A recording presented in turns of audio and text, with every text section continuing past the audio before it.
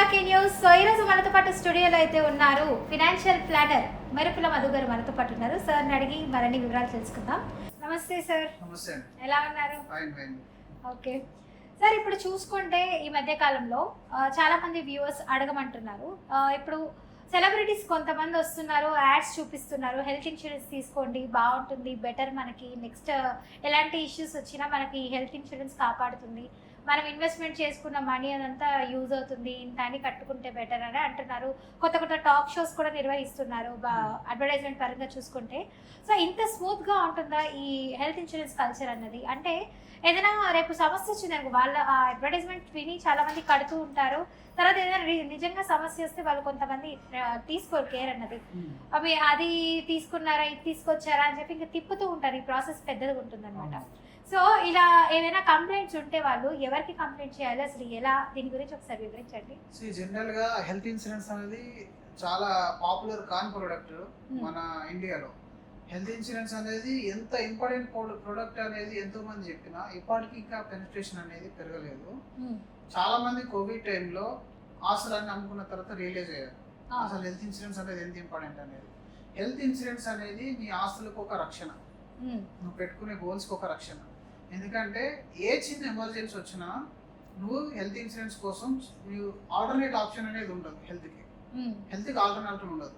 కాబట్టి ఎంత డబ్బు అయినా మనం స్పెండ్ చేయాల్సిందే. కానీ ఇక్కడ మనం ఇంకొక విషయం అర్థం చేసుకోవాలి, మీరు ఎక్కడ పడితే అక్కడ తీసుకోవడానికి లేదు, ఎక్కడ పడితే అక్కడ తీసుకోకూడదు. హెల్త్ ఇన్సూరెన్స్ కూడా హెల్త్ ఇన్సూరెన్స్ అనేది ప్రాపర్ అడ్వైజర్ దగ్గర తీసుకోవాలి. హెల్త్ ఇన్సూరెన్స్ ఎందుకంటే ఇది ఒక ఎలక్ట్రానిక్ ఐటమ్ కాదు, ఇది ఒక టూల్ కాదు, ఇది ఒక థింగ్ కాదు. ఎందుకంటే మీరు ఏదైనా మంచి ల్యాప్టాప్ కొనాలి, మంచి మొబైల్ తీసుకోవాలనుకుంటే ఏ సైట్లోకి వెళ్ళి కొన్నా నడుస్తుంది. దాని లైఫ్ టైం అనేది చాలా తక్కువ, దాని లైఫ్ టైం అనేది చాలా తక్కువ. పెద్ద ప్రాబ్లం వచ్చినా మీ లైఫ్లో పెద్ద ఎఫెక్ట్ అనేది కాదు. కానీ హెల్త్ ఇన్సూరెన్స్ కనుక మీరు సరైన టైంలో తీసుకోకుండా, సరైన ప్రొడక్ట్ తీసుకోకుండా, సరైన ప్లేస్లో తీసుకోకుండా మీరు జీవితాంతం మూల్యం చెల్లించాల్సి వస్తుంది. జీవితాంతం చెల్లించాలి. ఎలాంటి ప్రాబ్లమ్స్ వస్తాయి? ఇప్పుడు ఫర్ ఎగ్జాంపుల్ మీరు హఠాత్తుగా వెళ్ళి ఒక హాస్పిటల్లో జాయిన్ అయిపోయిన తర్వాత ఇన్సూరెన్స్ కంపెనీ నుంచి మీకు అప్రూవల్ రాలేదు. మీరు ఫస్ట్ ఏం చేసే పని ఏంటి? ఎవరైనా తెలిసిన వాళ్ళు ఉన్నారని వెతుకుతారు, అంతేగాని కస్టమర్ కేర్ కాల్ అని ఎవరు అనుకోరు. ఒకవేళ మెయిన్ మెంబర్ హాస్పిటల్లో పడి ఉంటే వాళ్ళ భార్య కానీ పిల్లలు కానీ ఏ కస్టమర్ కేర్ కాల్ చేయడానికి నాలెడ్జ్ ఉందండి ఈరోజు? మరి ఇది ఒక ఎలక్ట్రానిక్ ఐటమ్ కొన్నట్టు, ఒక మీషోలో ఆర్డర్ పెట్టుకున్నట్టు మనం లింకుల ద్వారా కొని తర్వాత ఇబ్బంది పడద్దు. ఇది మీ ప్రాణాలతో ముడిపడి ఉన్న ఒక వ్యవస్థ. ఇందులో మీ ప్రాణాలు లింక్ అయి ఉంటాయి. సో అప్పుడు ఏం చేయాలి అంటే ఒక ప్రాపర్ ఎవరైతే సెటప్ చేసి ఉన్నారో, ఒక ప్రాపర్ ఎవరైతే హెల్త్ ఇన్సూరెన్స్ ఎక్స్పీరియన్స్ అయి ఉన్నారో, రేపు పొద్దున కంప్లైంట్ వస్తే టేక్ కేర్ చేసే వ్యక్తులు ఎవరైతే ఉన్నారో వాళ్ళ దగ్గర నుంచి తీసుకోవాలి. ఎందుకంటే ఇది ఒక్కసారి కొంటే జీవితాంతం కంటిన్యూ చేయాల్సిన ప్రపోజల్. జీవితాంతం ఏ ఒక్కసారి మీకు అది బ్రేక్ అయిపోయినా కష్టం అయిపోతుంది. చాలా మందికి ఆ విషయం అర్థం కాదు. హెల్త్ ఇన్సూరెన్స్ చూజ్ చేసుకోవడంలో, హెల్త్ ఇన్సూరెన్స్ అడ్వైజర్స్ చూజ్ చేసుకోవడంలో చాలా తప్పులు చేస్తారు అన్నమాట. సో ఈ రెండు కూడా ఇబ్బందితో కూడుకున్న సమస్యలే. ఈ రోజు హెల్త్ ఇన్సూరెన్స్ స్మూత్ గా ఉంటుందంటే స్మూత్ గా ఉండదు. హెల్త్ ఇన్సూరెన్స్ అనేది ఎప్పుడు కూడా కొంచెం డిఫికల్ట్ గానే ఉంటుంది. క్లెయిమ్ విషయానికి వస్తే పాలసీ కొనడం అనేది చాలా ఈజీ. మీరు మీ date of birth, PAN card, Aadhaar card వేసేస్తే పేమెంట్ లింక్ వస్తే పేమెంట్ పడితే పేపర్ జనరేట్ అయిపోతుంది. కానీ క్లెయిమ్ అంత ఈజీ ఉండదు. క్లెయిమ్ అనేది అంత ఈజీ కాదు. క్లెయిమ్ లో మీరు ఎన్నో రకాల డాక్యుమెంట్స్ సబ్మిట్ చేయాల్సి వస్తుంది, ఎన్నో క్లారిఫికేషన్స్ ఇవ్వాల్సి వస్తుంది, మీ పాస్ట్ హిస్టరీ చెప్పాల్సి వస్తుంది, మీ హెల్త్ కండిషన్ చెప్పాల్సి వస్తుంది. ఇదంతా బేర్ చేసుకొని మీకు అండర్ రైటర్ క్లెయిమ్ అప్రూవల్ ఇస్తాడు. అన్ని చెక్ చేస్తారు, ఇవన్నీ టేక్ కేర్ చేసుకోవడానికి. అందుకే ఐఆర్డీ ఏం చేసింది, హెల్త్ ఇన్సూరెన్స్ ఏజెన్సీ రూపంలో సేల్ చేయడానికి ఆపర్చునిటీ అనేది ఇచ్చింది. ఏజెన్సీ రూపంలో ఎవరైనా ఒక సపోర్ట్ పర్సన్ ఉండాలి. దీనికి సపోర్ట్ పర్సన్ లేకుండా వెళ్తే మీరు ఇబ్బందులు పడతారని. అయితే హెల్త్ ఇన్సూరెన్స్ లో మరి ప్రాబ్లమ్స్ వస్తే ఎలా సార్? మరి ఇప్పటి వరకు అంటే నాకు తెలియదు కాబట్టి నేను ఎక్కడో తీసేసుకున్నాను, నాకు ప్రాబ్లం వస్తే నేను ఏం చేయాలంటే మీరేం తొందరపడాల్సిన అవసరం లేదు. ప్రతి దానికి సిస్టమ్ ఉంటుంది. కొంచెం టైము, కొంచెం రిస్క్ చేయాల్సి వస్తుంది. ముందుగా అసలు హెల్త్ ఇన్సూరెన్స్ లో ఏదైనా రిడక్షన్ వచ్చింది, మీరు 1,00,000 రూపాయలు బిల్ పెడితే మీకు 60,000 వచ్చింది, మిగిలిన 40,000 కట్ అయింది. రీజన్ తెలియదు మనకి. అది మీరు కంపెనీ యొక్క గ్రీవెన్స్ లో మీరు కంప్లైంట్ చేయొచ్చు. ప్రతి పాలసీ కాపీలో మీరు ఏ కంపెనీ తీసుకున్నారో ఆ కంపెనీ యొక్క గ్రీవెన్స్ ఈమెయిల్ ఐడి అనేది ఉంటుంది. ఆ గ్రీవెన్స్ ఈమెయిల్ ఐడికి మీరు మెయిల్ చేయాలి ముందుగా. చేసిన తర్వాత 15 days లోపల వాళ్ళ దగ్గర నుంచి రిప్లై వస్తుంది. అది మీరు సాటిస్ఫైడ్ అయితే ఓకే. ఇన్ కేస్ మీరు సాటిస్ఫైడ్ కాకపోతే ఆ లెటర్ తీసుకొని అదే ఇన్సూరెన్స్ పాలసీ కాపీలో అంబుడ్స్మెన్ నంబర్ అని ఉంటుంది, ఇన్సూరెన్స్ అంబుడ్స్మెన్ నంబర్. సో ప్రతి సిటీకి ఒక అంబుడ్స్మెన్ ఆఫీస్ అనేది ఉంటుంది. ఈ అంబుడ్స్మెన్ ఆఫీస్ లో మనం తీసుకున్న మన ట్రీట్మెంట్ సంబంధించిన బిల్స్ అన్ని ప్లస్ ఇన్సూరెన్స్ కంపెనీ యొక్క రిజెక్షన్ లెటర్ లేదా డిడక్షన్ లెటర్ అండ్ వాళ్ళ యొక్క గ్రీవెన్స్ యొక్క లెటర్ తీసుకొని అంబుడ్స్మెన్ లో సబ్మిట్ చేయాల్సి వస్తుంది.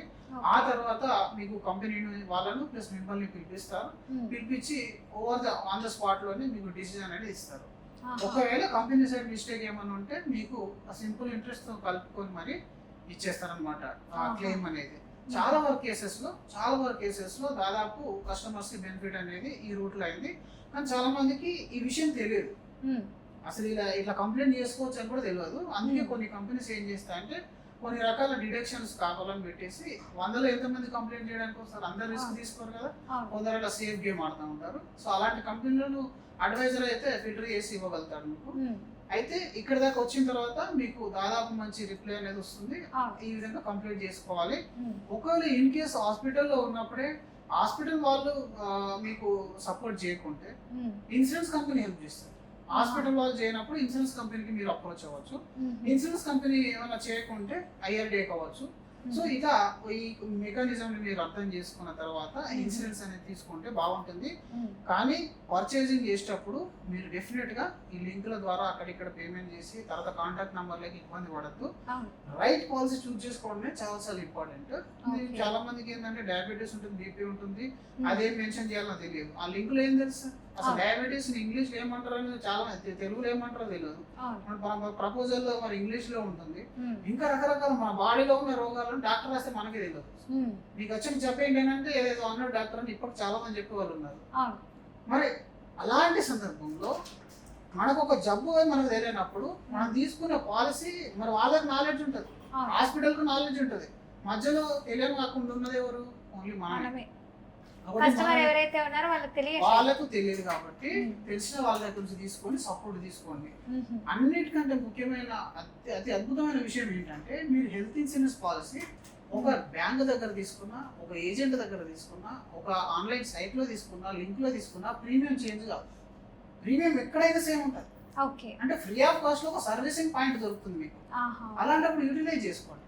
మీరు కావాల్సిన పాలసీ అడగండి, కావాలంటే మీ దగ్గర నాలెడ్జ్ ఉంటే నాకు ఈ పాలసీ కావాలని మీరు అనలైజ్ చేసుకుని అడగండి. ఒక సర్వీస్ పాయింట్ అనేది పెట్టుకోండి. ఎందుకంటే ఇది లైఫ్ టైం ప్రొడక్ట్. డబ్బు అనేది ఈ రోజు మీరు ఎంత ఇన్వెస్ట్మెంట్ చేసాము, ఎలాంటి ఆస్తులు సంపాదించడం ముఖ్యం కాకుండా వాటిని ప్రొటెక్షన్ చేసుకోవడానికి ఉన్న ఒకే ఒక పాలసీ హెల్త్ ఇన్సూరెన్స్ పాలసీ అండి. ఓకే, నైస్ అండి, మంచి ఇన్ఫర్మేషన్ చెప్పారు.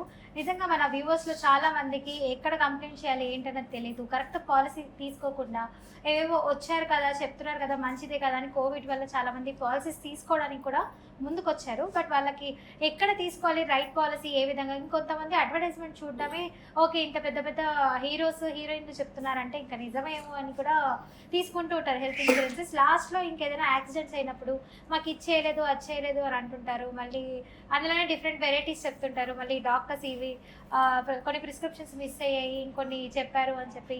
సో లాస్ట్లీ ఫైనల్లీ మీకు ఈ పాలసీ రాదని అనడము, మళ్ళీ వీళ్ళు కోపం తెచ్చుకొని మరి ఇంత కట్టాము ముందుగానే మాకు రోగాలు లేని ఉన్నాయి అంటున్నారు, వచ్చిన తర్వాత ఏమో ఇలా చేస్తున్నారు అంటున్నారు. సో చక్కటి ఇన్ఫర్మేషన్ ఇచ్చారండి, thank you so much. So చూసారు కదా వ్యూవర్స్, మీకు కూడా ఇంకా ఏదైనా డౌట్స్ ఉంటే కింద స్క్రోల్ అవుతున్న నెంబర్కి కాల్ చేయండి. సో మన స్పెషలిస్ట్ సార్ అయితే చెప్పేస్తారు, ఫినాన్షియల్ ప్లానర్ మెరుపుల మధు గారు అయితే చెప్పేస్తారు. మీకు ఎలాంటి డౌట్స్ ఉన్నా కూడా మీరు కాల్ చేసి చెప్పొచ్చు. లేదు మేము కమెంట్ రూపంలోనే అడగాలనుకున్న వాళ్ళు కూడా కమెంట్ రూపంలో తెలుపొచ్చు. దాన్ని బేస్ చేసుకొని నెక్స్ట్ డే అయితే నేను క్వశ్చన్స్ అయితే అడగడం జరుగుతుంది నెక్స్ట్ ఎపిసోడ్లో. త్వరగా చూస్తూనే ఉండండి BRK న్యూస్. థ్యాంక్ యూ అండి.